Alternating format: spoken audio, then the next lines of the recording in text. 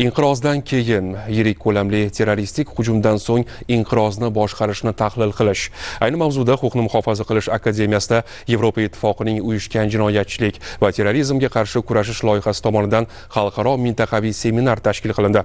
Hozir shu haqda. Mazkur seminar huquqni muhofaza qiluvchi organlarning institutsional salohiyatini yanada oshirish, zamonaviy tahdidlarga tayyorgarlik darajasini mustahkamlashga qaratilgan. Seminarga Fransiyadan tashrif buyurgan xalqaro darajadagi mutaxassislar jalb etilgan.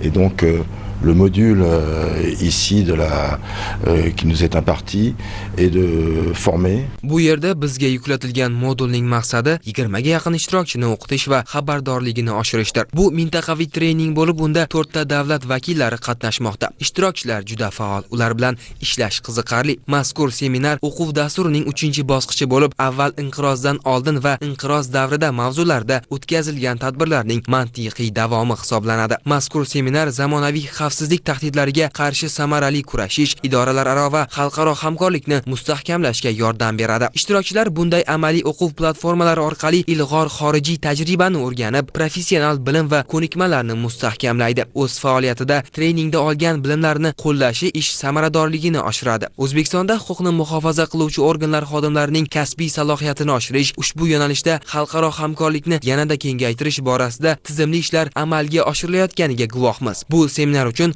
mamlakatingizning tanlangani ham bejiz emas. 5 kunlik o'quv seminarida Bosh prokuratura, Davlat xavfsizlik xizmati, Ichki ishlar vazirligi, Milliy gvardiya hamda boshqa vakolatli idoralar vakillari ishtirok etdi. O'quv seminarida nafaqat mamlakatimizdan mutaxassislar, balki Qozog'iston, Qirg'iziston, Tojikiston davlatlaridan kelgan hamkasblar ham qatnashdi. Treningning bugun 4-kuni. Bugun treningning 4-kuni biz Qozog'iston Respublikasidan Toshkent shahriga keldik. Mazkur treningda biz o'zimiz uchun zarur bo'lgan ko'plab ma'lumotlarni olyapmiz. Xususan, terrorizmga qarshi kurash masalalari hamda bugungi mavzu yangi xavfsizlik tahdidlari bo'yicha qanday choralar ko'rish kerakligi haqida bilimlarga ega bo'lyapmiz. Treningda ishtirok etishdan maqsadimiz tajriba almashish hamda turli idoralar o'rtasida terrorizmga qarshi chora-tadbirlarni samarali tashkil etish bo'yicha hamkorlikni kuchaytirishdir. Bu esa xavfsizlikni ta'minlash sohasida ilg'or tajribalar almashish va mintaqaviy hamkorlikni yanada mustahkamlashga xizmat qildi.